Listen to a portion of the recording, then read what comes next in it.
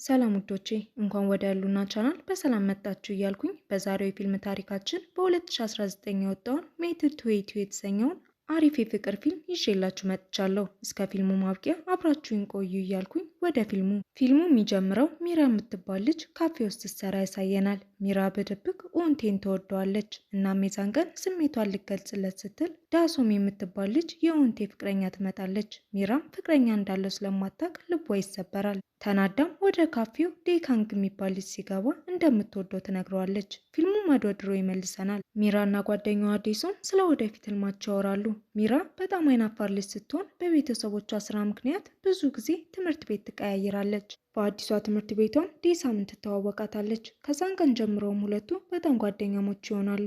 ከሃይስኩል በኋላ ሚራ በኮሪያ ታዋቂ ትምህርት ቤት የመማር እድልን ታገኛለች። ዴሳምም የሚራን አይናፋርነት ስለምታውቅ ጠንከር ብላ ጓደኞች እንድታፈራና አሪፍ የኮሌጅ ህይወትን እንድታሳልፍ ትመክራታለች። ሚራም ወደ ኮሌጅ ስትገባ አንዱ ከባድ ነገር የትርፍ ሰዓት ስራ ማግኘት ነበር። እሱን ብታገኝም ጓደኛ ማፍራት ግን እንዲሁ ቀላል አልነበረም። ክላስ ውስጥ መምህሩ የቡድን ስራ ስላለ ሶስት እንዲሆኑ ይነግራቸዋል። ሚራም እንዲሁ ስትዋልል ቴሚን የሚባል ልጅ ከዴኮን ጋር አብሮ ቡድን እንዲሆኑ ይነግራታል። ዴኮንም ብቻውን መስራት እንደሚፈልግ ነግሯት ሊሄድ ሲል ሚራ አስቁሞ አብረው እንዲሰሩ ትማጸናቸዋለች። ሶስቱ አብረው ሆነው ሲያወሩም ዴኮን በቴሚን ይናደድና ሚራን አብረው እንድትሄድ ጠይቋት ሁለቱም ይሄዳሉ። በመንገድ ሚራ ቡድናቸውን ስለተቀላቀላቸው ታመሰግነዋለች። እናም ለጓደኝነት እጇን ስትዘረጋ እሱም ይጨብጣታል። እሷም አዲስ ጓደኛ ስላገኘች በጣም ደስ ይላታል። ሚራም ከስራ በኋላ ለጓደኛዋ ደውላ ስለ ስራዋና ስለ አዲሱ ጓደኛዋ ዴኮን ትነግራታለች። ዴሶምም ምናልባት ዴኮን የወደፊት ፍቅረኛዋ ሊሆን እንደሚችል ስታወራ፣ ሚራ ግን እሱ የወንድ ምርጫዋ እንዳልሆነና መቼም ፍቅረኛ እንደማይሆኑ ትነግራታለች። ሚራም ከስልኩ በኋላ የእሷን የህልም ፍቅረኛ መሳል ትጀምራለች። ነገር ግን እንደዚህ አይነት ወንድ መቼም እንደማይፈጠር ራሷን አሳምና ወደ ስራዋ ስትመለስ ቅድም የሳለችውን ወንድ የሚመስል ልጅ ወደ ካፌው ይገባል። ኡንቴም የዛ ካፌ ደንበኛ ነበር። ሚራ በመጀመሪያ ብትፈራም ኡንቴ ግን ተግባቢና ጥሩ ልጅ ነበር። ሚራም ልትሄድ ስትል ኡንቴ የሚጠጣ ጁስ ሰጧት። መንገዳቸው አንድ ስለሆነ አብረው መሄድ ይጀምራሉ። እሱም መንገድ ላይ ለሚያገኛቸው ድመቶች ምግብ ሲሰጣቸው ስታይ ሚራ በሱ ይበልጥ መሳብ ትጀምራለች። ጊዜያት ሲያልፉም ሚራና ኡንቴ ጥሩ ጓደኛሞች እየሆኑ ይመጣሉ። ካፌ ውስጥም ሚራና ዴኮን እያወሩ ያሳየናል። ሚራም የእንቁላሉን ነጩን ክፍል እንደማትወደው ስትነግረው እሱ ደግሞ አስኳሉን እንጂ ቅርፊቱን እንደማይወደው ይነግራታል። እናም ሁለቱም ምግባቸውን ይቀያየራሉ። እንደጨረሰም ዴኮን ምግቡን ለማስቀመጥ ይሄዳል። የዛኔ ሁለት ሴቶች እየሮጡ መጥተው ዴኮን ጋር ያላትን ግንኙነት ይጠይቋታል።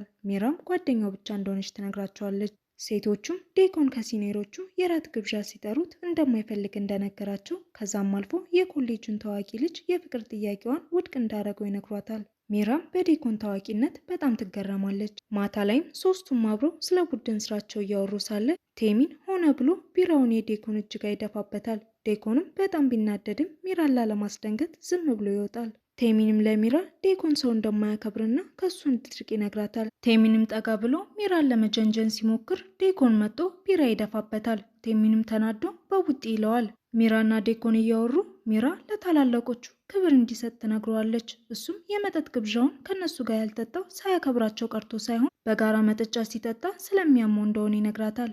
እሷም ዋና ፈተናውን ለምን እንዳመለጠውና እንደወደቀ ትጠይቀዋለች። ዴኮንም ለማግኘት አስቸጋሪና ውድ የሆነ አዲስ መጫወቻ ስለወጣ እዛ ሂዶ ፈተናው እንዳመለጠው ይነግራታል። መጠጥ እየጠጡ ሚራ ትሰክርና መጽሐፉ ላይ የሳለችው ልጅ የምትመኘው ወንድ እንደሆነ እየነገረችው እናም እሱን ለመሳብ ምን ማድረግ እንዳለባት ስትጠይቀው ዴኮንም ራሷን ሆና እንድትቀርበው እየመከራት ሳለ እዛው እንቅልፍ ይዟት ይሄዳል። ሚራን በቀጣይ ቀን በሰማቸው የፍቅር ሙዚቃ ተነሳስታ ስሜቷን ለመግለጽ ትወስናለች። ይህንንም ዜና ለጓደኛዋ ዴሶን ቴክስት ታደርግላታለች። በሌላ በኩል ዴኮን የሚራን መጽሐፍ ቦርሳ ውስጥ ያገኘዋል። ይህም የሆነው ትናንትና ወደ ቤቱ ሲሸኛት ተቀላቅሎ እንደገባ ይረዳል። ሚራን ፍቅሯን ለመግለጽ ስትዘጋጅ ሳይታሰብ ዴሶም ትመጣለች። ከሁለቱ አስተያየትም እንደሚተዋወቁ ትረዳለች። ሚራም ደንግጣ እንዴት እንደተዋወቁ ስትጠይቃቸው ዴሶምም ፍሎረንስ ጋር እንደተገናኙና ከዛ ጀምሮ አብሮ እንደሆኑ ስትመልስ ኡንቴ በጣም እንደሚወዳትና ድጋሚ ይዛ የተገናኙበት ቦታ እንደሚወስዳት ይነግራታል። በዛ ሰዓትም ዴኮን መጽሐፉን ለመመለስ ወደ ካፌው ሲገባ ሚራም ለዴሶም ዛሬ ለምትወደው ልጅ ፍቅሯን እንደምትገልጽለት ስለነገረቻት ዴሶም እንዳጠረጥራት በማሰብ ዴኮን ሲገባ እንደምትወደው ትነግረዋለች።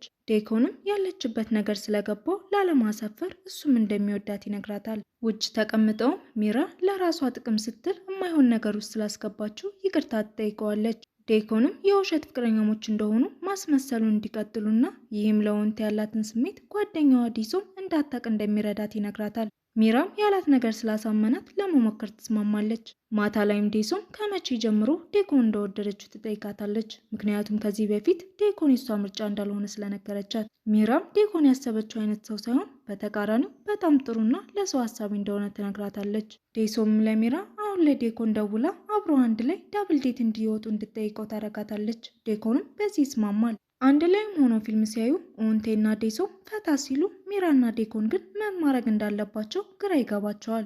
ምሳም አብረው እየበሉ ሁለቱ ሲጎራረሱ ሚራ ትንሽ ትቀናለች። ዴኮን ማስተዋሏት ለማረጋጋት ሲል እሱም እንደ ፍቅረኛው ያስመስላል። ቆይቶም ሲለያዩ ሚራ ላደረገላት ነገር በጣም ታመሰግነዋለች። እሱ ባይኖር ነገሮች ከባድ እንደሚሆኑና የጓደኛውን ፍቅረኛ ሳታቅም ቢሆን መመኘቷ በጣም እንደከበዳት ስትነግረው ዴኮን ኦንቴን የምትጠላበትን መንገድ እንድትፈልግ ይመክራታል። ቤቷ ሁና ዴኮን ያላትን ነገር እያሰበች እሱን መጥላት ከፈለገች መጀመሪያ ከሱ መራቅ እንዳለባትና ስራዋንም ለመልቀቅ ታስባለች። ነገር ግን የካፌው ባለቤት ሚስቱ ስለታመመች ለትንሽ ጊዜ ሰራተኛ እስኪያገኝ እዛው እንድትሰራ ይጠይቃታል። ሚራም ስላዘነችለት ትስማማለች። ኦንቴም ካፌ ውስጥ መጥቶ ሚራን ዶሳም ስለምትወደው ነገር ይጠይቃታል። ሚራም እሱን መራቅ ስላልቻለች ሌላ የምትጠላበትን መንገድ ዴኮን ትጠይቀዋለች።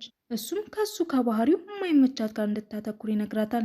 ነገር ግን ሚራ የኦንቴን መልክም ሆነ ባህሪ ይሄ የቀረሽ የምትልለት ነገር የለውም። ከዴኮን ጋር ተገናኝታ ከኦንቴ ባህሪ ሁሉንም እንደሚመቻትና እንከን የለሽ እንደሆነ ትነግረዋለች። ዴኮንም ሲያስብ እንደ በረዶ አስተውላ ፎጣ ትሰጠዋለች። እሱም አብሮ ያለብሳታል። ካምፓስ ውስጥም እያወሩ ቴሚን ባጠገባቸው ሲያልፍ ዴኮን የማይባል ነገር ይለዋል። ሚራም ተናዳ ቴሚን ትሰድበዋለች። እሱ ሲሄድም ምናልባት እንደ ቴሚን አክት ካረገች ኦንቴ እንደሚጠላት በማሰብ የእሱን ድርጊት መከታተል ይጀምራሉ። ቴሚንም ሳያቸው ከሱ ለመደበቅ ሲሉ ሳያስቡት ይጋጫሉ። ሚራም ካፌ ውስጥ ቴሚን እንደሚያደርገው በማድረግ ኦንቴ እንዲጠላት ትሞክራለች። ነገር ግን እሱ እንደ ቀልድ ያያታል። ዴሶም እና ሚራም አብረው ሆኖ ሚራ ለልደቷ ምኞቷ ምን እንደሆነ ስትጠይቃት እሷም ከኦንቴና ከእሷ ጋር አብሮ ካምፕ መሄድ እንደምትፈልግ ትነግራታለች። ሚራም ዴኮንን አብሯት ካምፕ እንዲሄድ ስትጠይቀው ሳያመነታ ይስማማል። በሳምንቱ መጨረሻም አራቱም አብሮ ካምፕ ይሄዳሉ። እዛም እየጠጡ እውነት ወይም ድፍረት ሲጫወቱ ሚራም ኦንቴን ከዴሶም ምኗን እንደሚወድላት ትጠይቀዋለች። እሱም ሁሉ ነገሯን ይላታል። በቀጣዩ ዙርም ዴሶም ዴኮንን ለሚራ ሚላት ነገር ካለ ስትጠይቀው እሱም ከልቡ እንደሚወዳት ይነግራታል። ሚራም ደንግጣ ትሄዳለች። ዴኮንም ተከትሏት ያላት ነገር በሙሉ ከእውነት እንደሆነና የወደዳት ገና መጀመሪያ ጊዜ ለፈተና እስክሪብቶ ስታበድረው እንደሆነና ከዛን ቀን ጀምሮ ለእሷ ስሜት እንዳለው ነገር ግን እሷ እንደ ጓደኛ ብቻ ስለምታየው ከእሷ ለመሸሽ እንደሞከረና እንዳልቻለ አሁን ግን የውሸት ውላቸውን ማቋረጥ እንደሚፈልግ ነግሯት ይሄዳል። ወደ ካምፑስ ስትመለስም ዴሶም ከኦንቴ ፍቅር እንደያዛት እንደምታውቅና ከመጽሐፏ እንዳየችው ነግራት ትሄዳለች። በቀጣዩ ቀን ኦንቴ ስሜቷን ቀድሞ ስላልተረዳት ይቅርታ ጠይቋት ዴሶም መጽሐፏ እንዳላየችውና ያወቀችው ከዴኮን ጋር ሲያወሩ ስለሰማቻቸው እንደሆነ ነግሯት አሁን ላይ ዴሶም እንደተለየችው ነገር ግን እሱ አሁንም በጣም እንደሚወዳትና ከቻለችም ግንኙነታቸውን እንድትቀበለው ይነግራታል። ካፌ ውስጥም ምግብ ልትበላ ስትል ከዴሶም ጋር ይገናኛሉ። ዴሶምን እሷን ስታያት ጥላት ትሄዳለች።